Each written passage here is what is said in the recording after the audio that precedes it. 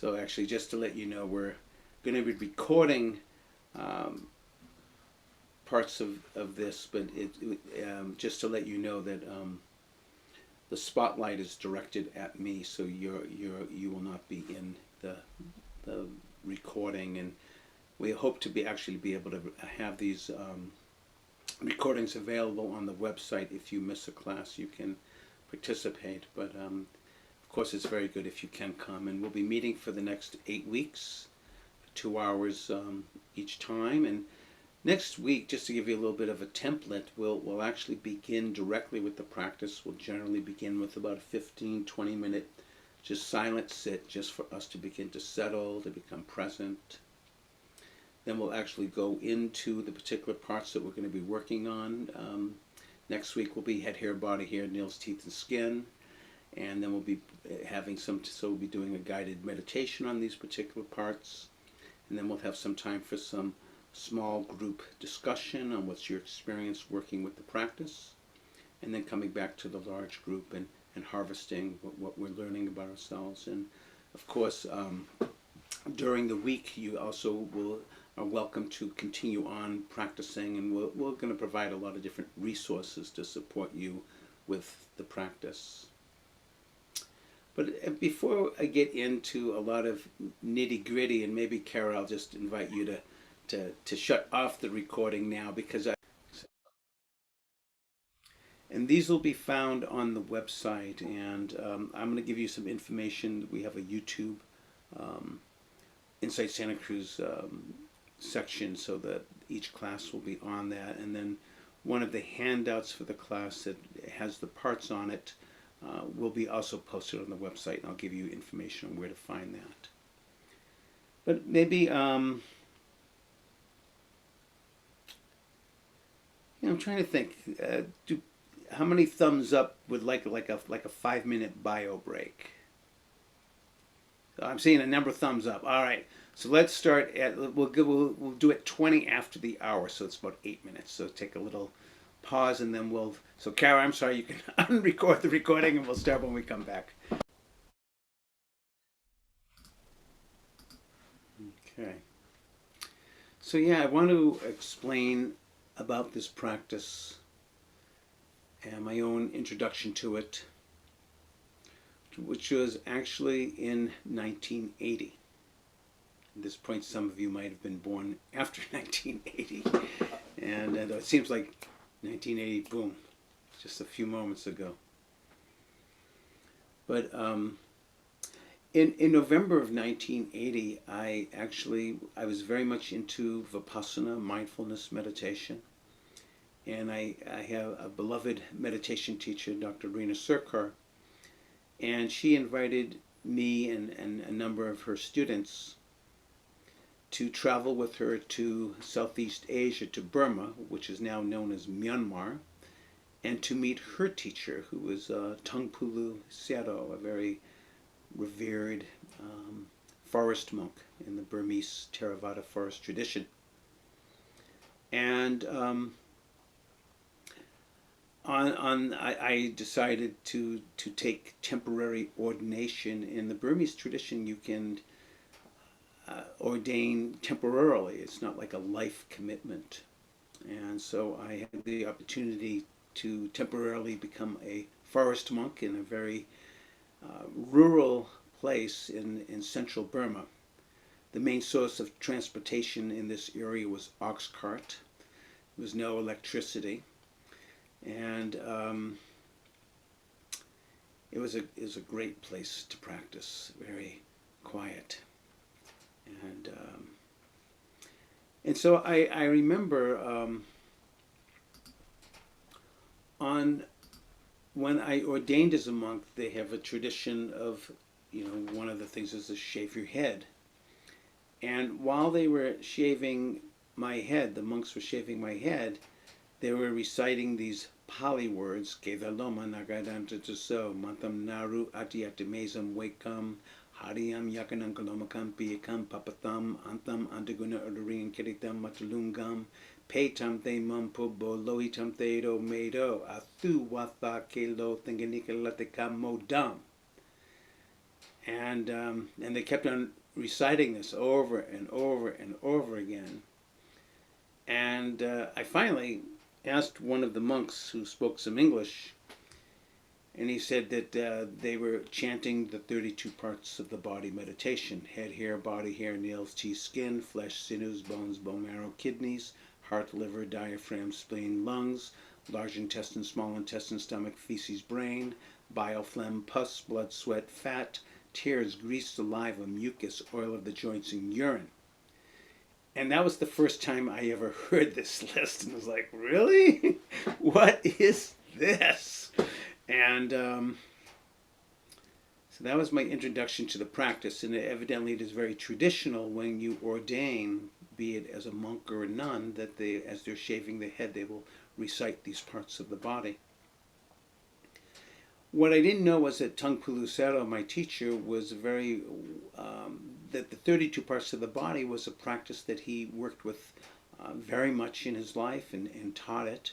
And it came to find out later that it was actually not that common for, that this practice is even used anymore. Most of the time it's very ritualistic that you just recite these parts when you get your head shaved, but Tungpa Lucero was completely into this as a primary practice. So this was my introduction to the 32 parts of the body. And so I began practicing with this a little bit here and there, and eventually I went back home to California, and we actually invited Tungpa Lucero and the other monastics to come to the Bay Area, and we gradually found a place to have a temporary monastery. We rented a house in San Mateo. This was in early 1981. And then we were very fortunate with the support of the Burmese community and some Westerners that are really into Vipassana meditation, that we were able to buy a property in the Santa Cruz Mountains in Boulder Creek. And there I ended up living at Tungpa Kabaye Monastery, a Buddhist monastery, for 8.5 years. And then eventually left, which is another story that I won't go into now. And but while I was at the monastery, I would continue to practice this meditation from time to time. But, you know, I wasn't fully into it. I was mainly into the mindfulness of more traditional Vipassana or insight meditation practices, such as the mindfulness of breathing, listening to sounds, feeling sensations, open awareness, loving kindness meditation. But I kind of kept this 32 parts of the body. I never fully left it. And after leaving the monastery in 1989, well, part of the story, I ended up getting married, and I needed to get a job. I hadn't worked in about 10 years in a regular place, because I was dharma bumming it, and if you will, just living in the monastery. And I was very fortunate to get a job at the Cabrillo College Stroke Center here in Santa Cruz. Actually, Cabrillo College is in Aptos, but the Stroke Center was in Santa Cruz, and it was particularly working with people with strokes, Parkinson's disease, multiple sclerosis, other neurological or orthopedic conditions. And my job was as a counselor, and I began to work with people in a number of different capacities, and one of them was to teach stress reduction. And I began to teach some mindfulness practice. And I found that this was very, very helpful for people. And I remember once sharing this, I remember once a person telling me, an older person that had a stroke, saying that this mindfulness stuff is keeping me out of the nursing home. And I said to her, "What do you mean?" She goes, "Well, look at me. I'm an old lady. I got to get up in the middle of the night and I got to go pee, and I have to walk to the toilet with my walker. And now, since I'm mindful of lifting, moving, and placing, I'm being mindful of my walking. I'm not going to end up falling down, breaking my hip, and ending up in a nursing home." And I would hear other anecdotal stories of the benefits of mindfulness. Very practical aspects, as well as perhaps very deeper aspects of beginning, like, how do I begin to meet and develop this relationship with my leg or my arm that is no longer working the way that it once did, and developing some sense of some maybe meeting it in a more wiser, in a compassionate way. So I was having very positive experiences teaching mindfulness at the Stroke Center, and I was sharing with an ex-monk friend of mine about my work there, and he said, well, there was a book just published, and I'm going to send it to you. And so I got this in the mail a couple of weeks later, and it was the book's name was Full Catastrophe Living by Jon Kabat-Zinn, who was the founder of mindfulness-based stress reduction at the University of Massachusetts Medical Center. And I read this book, and I couldn't believe that somebody had created a whole program on mindfulness, working with people living with stress, pain, and illness. I was really blown away by it, and I recognized from my monastic experience and practicing meditation for a number of years that within this book and what he was talking about, that the essence of the Dharma was in there, but it was written in a more of a recontextualized language, not a decontextualization, but a recontextualization. And I was really amazed at what they were doing, working with people that were dealing with stress and pain and illness. And of course, what's beautiful about the acronym is called MBSR is that it was taught in a medical center, which actually Jon Kabat-Zinn calls a medical center a dukkha magnet. And a dukkha in the Pali language in Buddhist literature means suffering. It's a suffering magnet. I mean, this is probably the best place to be teaching mindfulness, is a place where there's a lot of suffering and people living with stress, pain, and illness. And so he, very paid close attention to how do I recontextualize this teaching in this language in a way that can be in the mainstream, that regular people like you and me can practice. Because a number of the people that are going to the hospital may not be interested in going to Spirit Rock or some Buddhist meditation center. Like, that's kind of a little outside of their interest. But to come to a hospital and to learn about mindfulness as a way to potentially work with stress, pain, and illness seemed like a pretty credible way. And so when I read the book, as I was saying, I was very amazed with what they were doing. And so I actually wrote Jon Kabat-Zinn a letter thanking him for publishing this book and letting him know that I was working at a stroke center, and I shared with him some of my experience about having lived in a monastery for a number of years. And actually he called me back a couple of weeks later. This was before he was famous. And we got acquainted, and essentially he said, come and visit us. And my folks live in the Boston area, and I was going there about a month and a half later. And so I ended up going to UMass Medical Center and meeting Jon Kabat-Zinn and colleagues, and saw what they were doing, and I was so inspired. It's like, I want to come back and do this at the Stroke Center in a more formal way. At that point, there was not even any MBSR teacher training, and essentially Jon Kabat-Zinn said, the curriculum is in the book, Full Catastrophe Living. Go ahead and teach it. If you have any questions, give us a call. It's not like that now. Now you have to pay a lot of money and go through a lot of training, but because it's a very standardized program. But those were my early roots in MBSR, and I'm bringing this up because part of in the MBSR program, one of the main meditation practices is called the body scan. And the body scan, the way that they do it in MBSR, beginning with the left foot and working your way up the body to the top of the head. Jon Kabat-Zinn was inspired with the body scan from, he had taken a meditation course from Robert Hover, who was a chemist. Robert Hover's teacher was U Ba Khin. U Ba Khin taught Ruth Denison, him, Goenka, this type of body scanning technique. And so this was his introduction to scanning the body. But usually with the Goenka tradition, the U Ba Khin tradition, you start with the top of the head and you work your way down.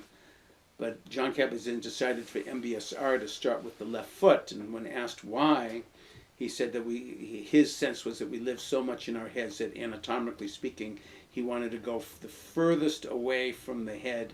And he had the choice between the left or the right foot, and for whatever reason chose the left. There's no magic to the left foot, but that's where he chose. But that's where the body scan in MBSR comes from. And so as a budding and MBSR teacher and teaching at different hospitals. I was very fortunate to begin doing this before the wave of MBSR even started. Began our first class at the Cabrillo College Stroke Center in 1991. And so as the years were going by, teaching the body scan, I still kept that 32 parts of the body kind of in my back pocket, if you will. I would, every now and again, I'd be practicing it some, but then I'd come back to the body scan because that's what I'm teaching.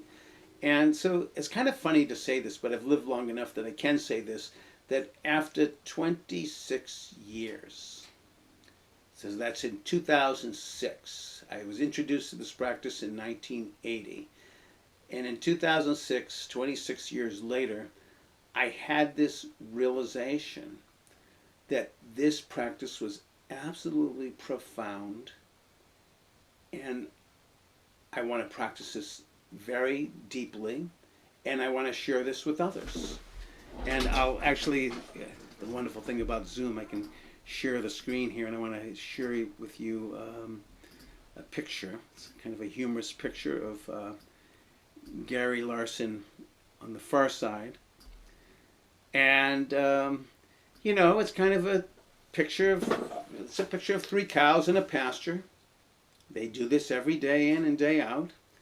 But this one cow in the center here has an epiphany and begins to share with the other cows, hey, wait a minute, this is grass. We've been eating grass. Hey, wait a minute, this is grass.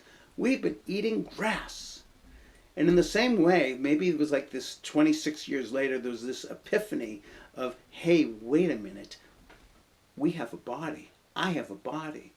I have a body. There was something just opened up. Like, I got a body. Even though I'd been teaching the body scan and all these different practices, somehow this 32 parts just opened up in a full dimensional way that really struck a deep chord in me. And also the recognition that this practice was not really taught at all in the world very much. It's actually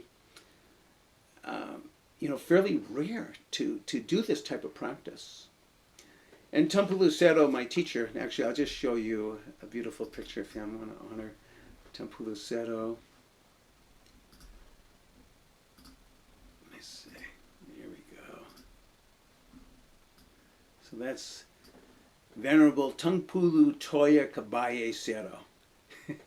And that what that means is the world peace forest teacher from Ghost Mountain.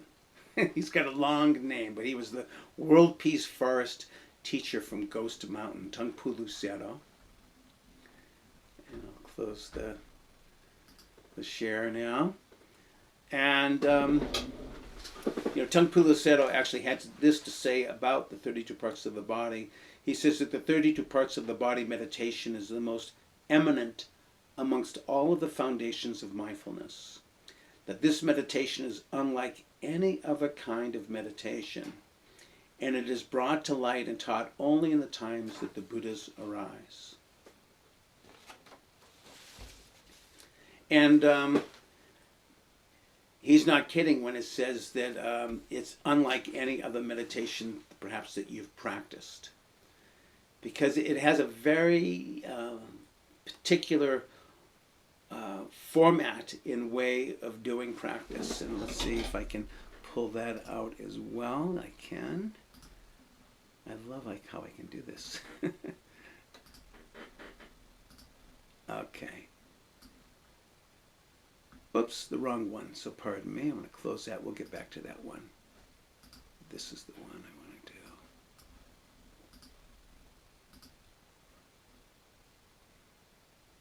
Okay, I think this is it. Yeah. So there's a very particular method to practice the 32 parts of the body. And the first part is called the Sevenfold Skill in Learning, which is a very kind of archaic wording and arrangement. Bear with me on that. But essentially what this means is, as far as doing this practice, is that we that there's a chanting part to this. So you can see how I was just rattling off these body part names because I've done this for years now. And traditionally, you recite these practices, and we'll do it each time we meet. We're going to recite all 32 parts 5 times forwards, 5 times backwards, and 5 times forward and backwards. So there's a part to this practice of verbal recitation, the chanting of the parts. And then that sets up the conditions for us to know it mentally. So for example, next week we're going to work with head, hair, body hair, nails, teeth, skin. And we'll just say that out loud: head, hair, body hair, nails, teeth, skin. Head, hair, body hair, nails, teeth, skin. Head, hair, body hair, nails, teeth, skin, up to 5 times. And then we'll recite it mentally inside ourselves 5 times silently. So silently: head, hair, body hair, nails, teeth, skin. Head, hair, body hair, nails, teeth, skin, and so forth, 5 times. So we're going to learn it verbally, doing the chant. That sets up the condition to know it mentally. And then we begin to penetrate into the color of the part. So for head hair has a wide range of colors, from brown, black, blonde, gray, white, and so forth. The shape of it is like leaves of grass, some curly, some straight. The direction: where is this part located? Is it above or below the navel? So in the case of the direction, it's above the navel. The head hair is above the navel. The location: it's on the top of the head. The delimitation is what is it bordered by. So the head hair is bordered by the face and the ears and the neck and so forth. So we're going to be learning we'll be practicing in this way. So we're going to be guiding you through meditation where we'll be chanting it, then we'll be saying it to ourselves silently. And then we're going to be going into the color, the shape, the direction, the location, the delimitation. And then we also add on its definition. What actually is head hair, for example? It's thin, flexible shafts of hardened cells protruding from the head. That's its definition. What's its function? Its function: it helps to protect from ultraviolet light. It also has some thermal regulation. It helps to keep us warm. This is head hair. So being aware of this particular part of the body, and then also being aware of what it evokes. There's so much memory enwrapped in head hair. And so as we sit with head hair, we bear witness to what potentially arises as we sit with it. And the same will go with body hair and nails and teeth and skin and flesh and sinews and bones and marrow and kidneys and heart and liver and diaphragm, spleen and lungs and so forth.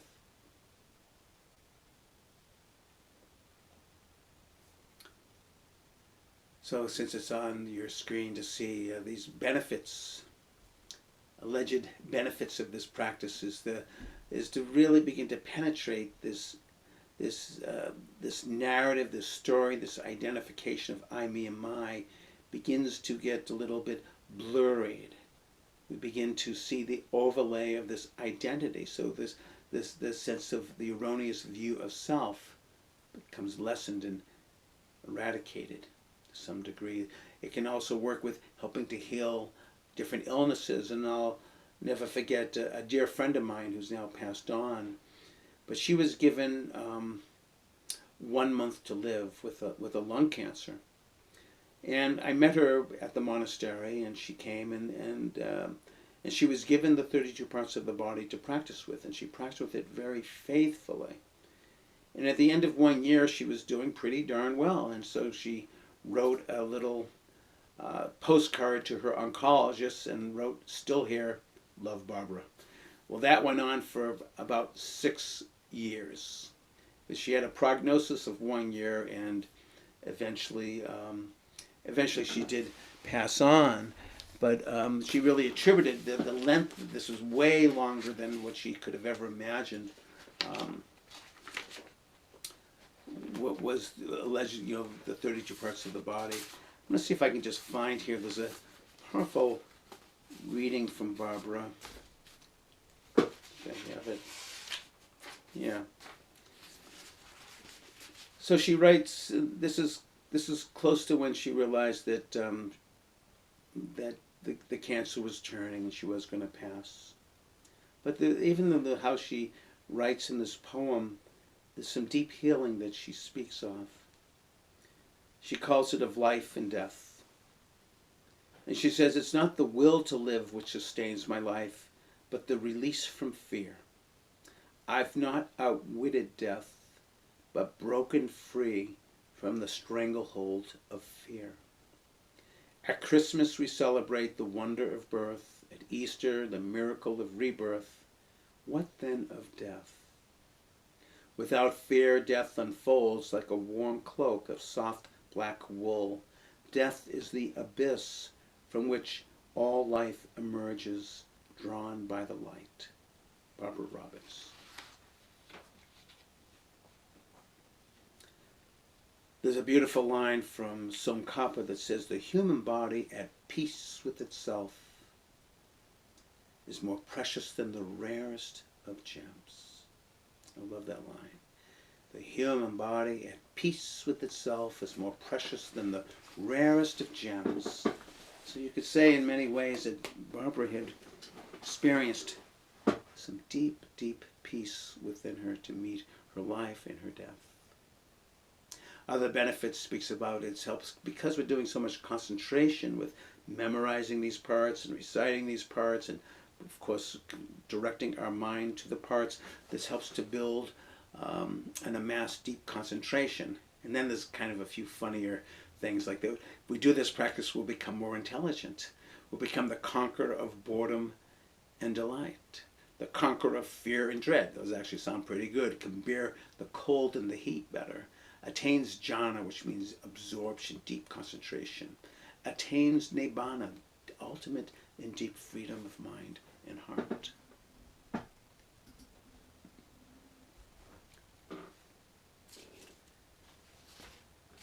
So I'd like to also just speak about, because I think it could be a question that a number of you have, about why these parts, why this order. And I will tell you up front, I don't know. But I've been working with this practice since 1980. And so my experience can speak to this. I have combed through the Buddhist canonical literature about why these parts, why this order, and there's no real commentary on this. But one thing that I can say is that any one of these parts, of course, is interconnected to all of the other parts that make this body be what it is. And so I consider these parts to be like a doorway, an ambassador into the rest of the body. And because this is such an ancient practice, I mean, no doubt we could probably make up our own 32 parts and not use this list, but you know, there's something that's very traditional in me. This is an old ancient teaching from early Buddhism, and so I like to honor that and use these parts. But I also know through doing this practice for so many years that all these parts will lead to everything else. For example, my wife lives with diabetes, and even though in the abdominal area the pancreas is not mentioned, as she sits and works with the abdomen, with the large intestine, small intestine, stomach, feces, brain, gradually she begins to get more access into her pancreas. So all of these parts are accessible to us, and as we sit with each part, it may evoke other parts. So there's a certain traditional way of working with these parts in this way, and then the order is also kind of interesting. And actually, if you look at these parts, the first 20 are solid parts and the last 12 are liquid. And what's very interesting in the order, so we go head here, body here, nails, teeth, skin. And if you think about it, when we look at other people, aside from clothes, that's what we see on the outside. We see head here, we see body here, we see nails, we see teeth, we see skin, and of course the clothes. And so it's very amazing that we start with this outer layer. And, you know, I think it was very wise, because when we look at like all of the fussing And the money that we have spent on head hair, body hair, nails, teeth, and skin, it's unbelievable. I actually had a former chief financial officer take my class long time ago, and she actually created an Excel sheet of how much money she has spent on head hair, body hair, nails, teeth, skin up to the age of 70. And it was quite astounding how many hundreds of thousands of dollars for hair curlers and nail files and shampoos and cleanse. I mean, there's like a lot. Go look in your bathroom. I mean, look at all the stuff you got. You're fussing with head hair and body hair and nails and teeth and skin. And so I think it's very powerful to begin with these parts that we see. It's very powerful. And then we begin to have this sobering thing. I have all this stuff about head hair, but then I begin to learn, if you open up a medical dictionary, it says, what is head hair? It's thin, flexible shafts of hardened cells protruding from your head. That's what head hair is. And it's helpful for thermal regulation. It keeps us warm. And it also has some protection from ultraviolet light. So some protection elements. But that's really what head hair is. But we build a whole world out of head hair and body hair and nails and teeth and skin. The cosmetic industry understands this very clearly. It's a multi-billion-dollar industry, fussing with head hairs, body hairs, nail, teeth, and skin. So as we sit with these, we can begin to penetrate through the, perhaps break some of the spells of enchantment. Oh, maybe I can develop another relationship with head hair and body hair and nails, teeth, and skin that I've been such an adversary with. I can develop perhaps a more wiser and kinder relationship with the body. So it's very interesting. Head hair, body hair, nails, teeth, skin. And then the next grouping is flesh, sinews, bones, bone marrow, kidneys. So flesh is muscle, sinews is connective tissue. So yeah, as we open up the skin, underneath it is muscles, is connective tissue, is the bones, the bone marrow. And that what appears to be a particular jump, all of a sudden you're in kidneys. But actually it's very interesting. Bone marrow is about blood purification and production, and kidneys filters the blood and cleans the blood. So there's some connection there. But you may ask on further down, like, what does large intestine, small intestine, stomach, feces, brain have to do with things? Why is feces next to the brain? Did the Buddha have a sense of humor? But actually we begin to also realize that feces or the digestive system, some neuroscientists call this the second brain in these days. But that is, I understand, a little bit of a jump from feces to the brain, but maybe not. So we're going to go through these parts, part by part, being aware of what we're feeling physically, what's getting evoked physically, what's coming up mentally, what's coming up emotionally. It's a very powerful practice. So I want to show you one other thing. Okay.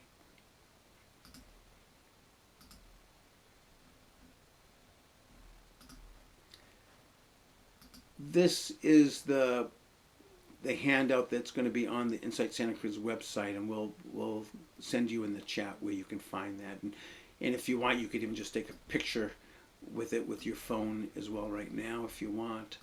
But this is essentially the formula of what we're going to do each week. So there's this week, as mentioned, is the introduction, and then next week we'll begin with these 5 parts of the head, hair, body hair, nails, teeth, skin. Then week 3, flesh, sinews, bone, bone marrow, kidneys. So we'll be going through each of these groupings. And then in the last week we're going to do some practices with the elements and have the closing of the class. During the week, I would love if you could continue with the practice. And if you go to, let's see, I have a website called 32partsofthepractice.com.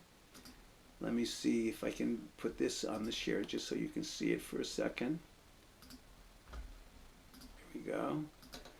So there's a website that we created many years ago called the 32 Parts of the Body Meditation. And on that handout there is the link to this website. But here you can actually do a practice. Like here's the group of head, hair, body, hair, nails, teeth, skin. It's a guided meditation. There's a next meditation on flesh, sinews, bones, bone marrow, kidneys. So you can play this and listen to this and practice along with it if you like, as a way of support. So we will be practicing in our class, this particular group, and then at home you can go on the 32 Parts of the Body website and click the audio and practice along with that if that's supportive for you. And it's great if you're able to do that during the week as best you can, to help inspire you to do the practice. But each week we'll be practicing again with these parts of the body in a sequential way. And traditionally we do 5 at a time, 5 at a time, 5 at a time. There's 4 groups of 5 parts of solids and 2 groups of 6 liquids. And so we'll be practicing in this way, just so you can get a sense of this. I've shared quite a bit here tonight, but I will say one other thing, then I'll take a few questions. So if you start getting curious and you start getting on the internet and searching 32 parts of the body, I want to just share a few things with you so that you're not surprised. There's a couple of different ways to do this practice, and probably the way that's most out there is that this practice can be used as a way to work with these parts as they interconnect in with the elements of solids, liquids, motion, and temperature. But it also can be used in what might be more prevalent. You will see very strong language. Sometimes this practice is they'll speak of it as an asubha practice. That's the word in Pali, which means non-beautiful. But somehow that non-beautiful has been brought to a much negative association with the body. So you might see things like the loathsome, repulsive aspects of the body. You can tell that's right away. Whoa, these are strong words. So you might see some of this language of the loathsome, the repulsive, the disgusting aspects of the body. I do not teach it that way. And actually, even during the Buddha's time, there were some monastics. There was a story that got so grossed out over the body they took their lives, and then the Buddha had to say, this is not the way to practice. It's developing a wiser relationship with the body. But somehow the things that as it gets on the internet, and certain things begin to stick out more than others. So if you see that, I just want to let you know that that's there, and perhaps in earlier days when there was some association with the loathsome aspects, in that the monastics were younger monastics, and essentially they had still very strong sexual drives, and so this was a way to help curtail their lust, was to begin to reflect upon the more loathsome aspects of the body. However, we are not monastics, and we're developing a wiser relationship with the body, and perhaps dissolving some of that spell of the enchantment of the body that the cosmetic industry will really emphasize.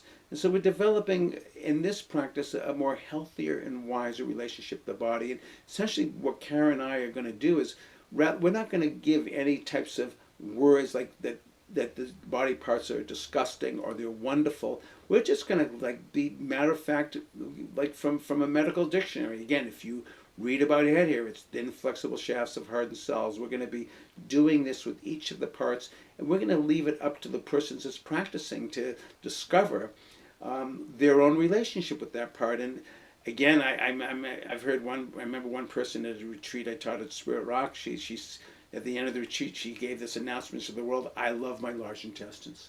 because she had had this whole challenge with large intestines for most of her life, and during this retreat she met her large intestines in a much kinder and wiser way. And so, so our practice is just to state the parts as they are and to be aware of what it evokes. Some people discover, like, well, I feel a lot of healing around bile. Many people go, oh, bile or pus, like it's pus, but actually it's a liquid byproduct. Pus is a liquid byproduct of inflammation. If we don't have pus, we would be in big trouble. And sadly to say, there's a very tiny group of infants that are born in the world from time to time that do not have the ability to form pus, and this is often a fatal condition. Like, the pus is a very important part, but we may realize as we go through some of the parts of this body that, oh, this is gross, and oh, this one I like, but actually they're just all doing what they're doing so that we can continue on. So it's really, this practice is amazing. And it, you know, in the years that I've done this, it's always something else comes up. And so on one hand, it's both deeply personal, because we're in the body, and our personal story comes up. And it's deeply impersonal. It's just what it is. For example, some years ago I was meditating on head hair. And then this memory, I couldn't stop it. It just flooded me. This memory came up of when I was 13 years old, and it was my day where I was brought up in a Jewish household, and I got bar mitzvahed that day, and that night was a bar mitzvah party. And being that I was the one that did the bar mitzvah that day, I was the bar mitzvah boy. I was the party was about me and becoming a man and all this type of stuff. And I remember that night at the party, you know, I wanted my hair to look good, so I went to the bathroom and I'm combing my hair. I don't even got any hair now, but combing my hair, and I had this tube of Brill cream, and because, you know, this whole thing about Brill cream, there's this commercial like, a little dab will do you. A little dab will do you well to fix your hair to make it look nice. And I thought to myself, if a little dab will do you, then a lot of dab will do me a lot. And so I ended up putting in the whole tube of Brill cream in my hair. And my hair was like you could have cooked French fries in it. There was so much oil and grease. It was falling onto my suit coat, and then I was trying to wash it off, and then it was going over my pants, and I was just filled with so much shame, and I just wanted to stay in that bathroom forever, but I had to go out, and I didn't know what to do. And so I'm just sitting in my meditation, and all of a sudden, I had completely forgot about this. Like, oh, here's shame. I see you, shame. I've been carrying this in my head here, in my heart, for years. Now it became seen, became known, became to be acknowledged. So there's aspects of this practice that could be very personal. And then there's other parts of this practice. It's like, oh, wait a minute, head here, just thin, flexible shafts of hardened cells. And here I am overlaying it with such a story that's filled with shame and grief. And so you can see the juxtaposition of the deeply personal, then all of a sudden, just thin, flexible shafts of hardened cells. So this practice has both the personal and the impersonal. I'd like to just maybe read you one other very kind of chilling story. I can find it from my...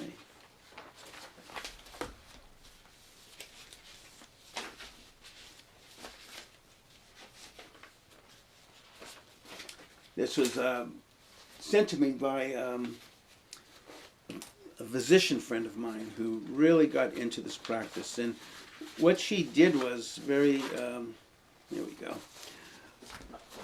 She wrote to me. She did the 32 parts, and then she wrote of her experiences with every single part and what came up for her. And so here's one on feces. So she's sitting with feces. And then she writes, oh, here comes the memory. There's no stopping it now. When I was very young, I looked up and admired my brother so much. I would do whatever he told me. One time he told me that he had a club with the neighbor boys, and of course I wanted to be part of that club. Of course, he didn't want me to be in the club, so he told me that the only way I could get into this club was to hold a piece of human shit in your bare hand. Clearly, he thought I would never do it. He was so wrong. Soon after, he told me this opportunity came, and I caught my own feces in my hand before it touched the water. It was a perfect specimen for this, not wet or drippy. And I walked all the way through the house looking for my brother with this feces in my hand. Finally, I found him outside in the backyard, and I showed it to him. I was proud. I was triumphant. I thought he would be so impressed. And all he said was, "Oh, that's great. Put that thing back." So I did. As far as I know, that club never met. I never heard another thing about it. I think I felt like I had proven myself to my brother. I could keep up with him and do whatever he could do, but I also had a deeper suspicion that I had been tricked, and I felt ashamed.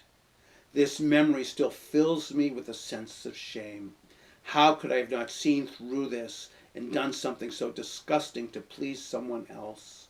I think I was about 5 years old at the time. It was small, and it was a silly thing on one hand, but it was an act I did that took away my dignity. There was no one looking out for me. Where the hell was my parents? Feces. It's a very powerful, intimate sharing. So we sit with the body. Who knows what comes up? And so it's important, of course, and we're not here to try to traumatize you or anyone, but to be gentle, to be careful of the body. We don't want to push anyone into too uncomfortable feeling, but within this body lies our world.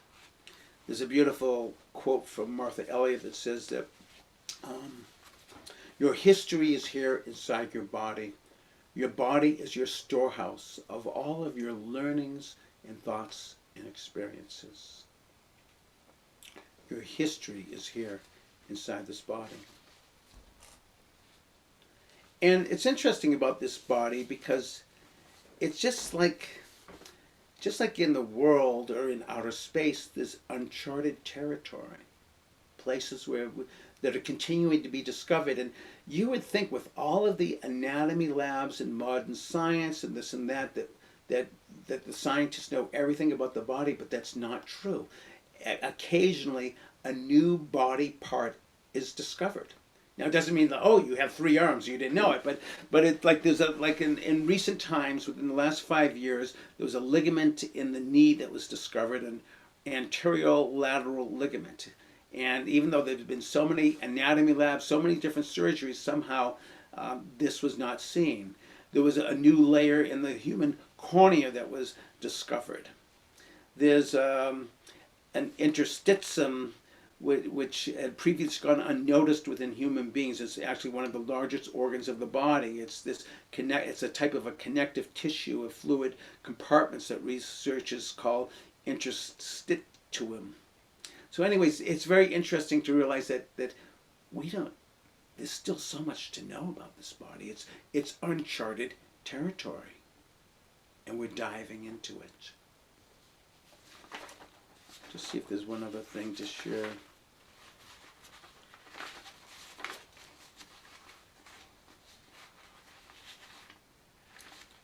Maybe that's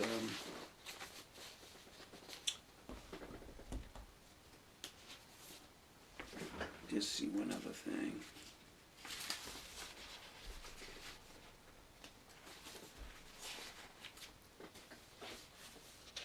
Yeah, I'll just let it be for now.